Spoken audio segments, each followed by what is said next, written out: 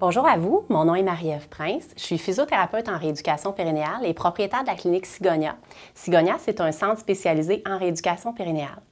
Mon mandat ce matin, c'est de vous parler de l'incontinence urinaire, donc du fait de perdre des gouttes d'urine à l'exercice physique ou lors d'un envie pressant, et de voir ensemble quelles sont les solutions devant cette problématique-là.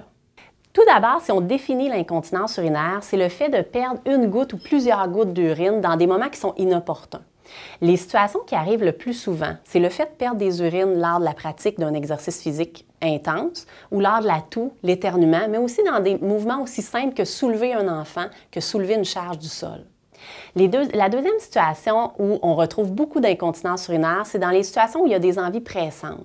Donc, les femmes et les hommes présentent une envie urgente et le fait de se rendre à la toilette est plus difficile, donc il peut y avoir quelques gouttes d'urine qui sont perdues sur leur trajet.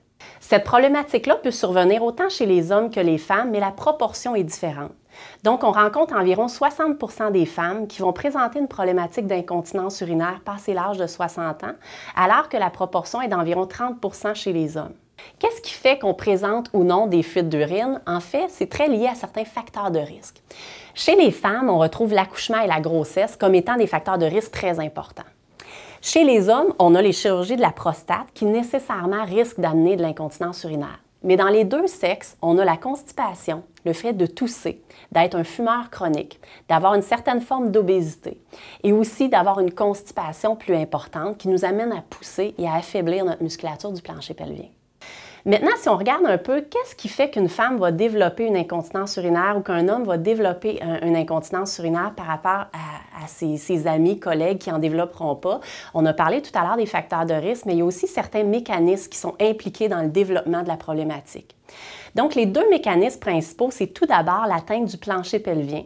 Je fais une parenthèse simplement sur la description du plancher pelvien parce que ça peut paraître peut-être un peu complexe ou inconnu pour certains.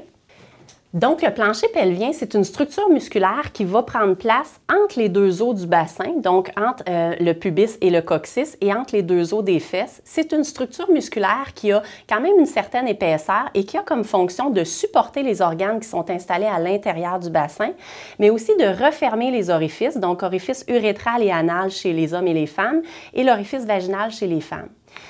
Si cette musculature-là s'affaiblit ou fonctionne moins bien, on peut s'attendre à avoir une difficulté de fermer de façon étanche l'orifice urétral et l'orifice anal, donc de développer littéralement des fuites d'urine lors de la pratique de l'activité physique, lors de la pratique de la toux ou de l'éternuement.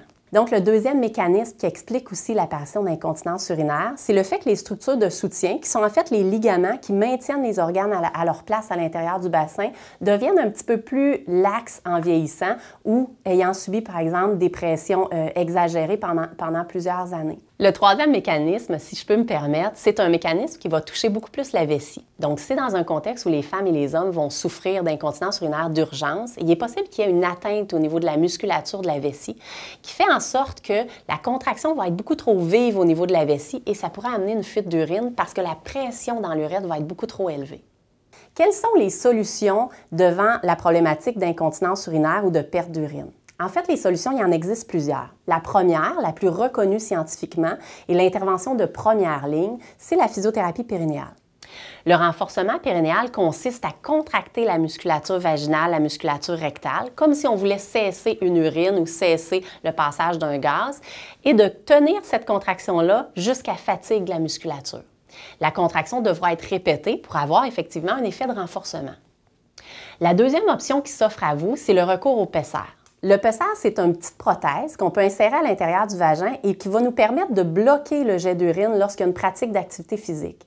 C'est une prothèse qu'on utilise soit lors de l'exercice physique et qu'on peut même garder en place toute la journée. Le même type de prothèse peut exister chez l'homme sous forme d'une pince pénienne qui va permettre en fait à bloquer directement l'urètre pour éviter le passage de l'urine lors de la pratique de l'activité physique. La troisième option, c'est d'avoir recours à la médication. Par contre, si vous souffrez d'incontinence urinaire d'urgence, il n'y a pas de médication reconnue efficace dans les cas d'incontinence urinaire à l'effort, mais si vous souffrez simplement d'envie pressante, à ce moment-là, il y a une médication qui peut faire très bien le travail. La dernière option qui s'offre à vous, c'est une option chirurgicale. L'option chirurgicale peut être offerte chez les hommes et les femmes et va dans le fond favoriser la fermeture de l'urètre lors de la pratique de l'activité physique. Si on revient à ma première option, qui est une option beaucoup plus simple à travailler à la maison, qui était en fait les exercices du plancher pelvien, ça va consister à contracter la musculature périnéale et tenir la contraction le plus longtemps possible.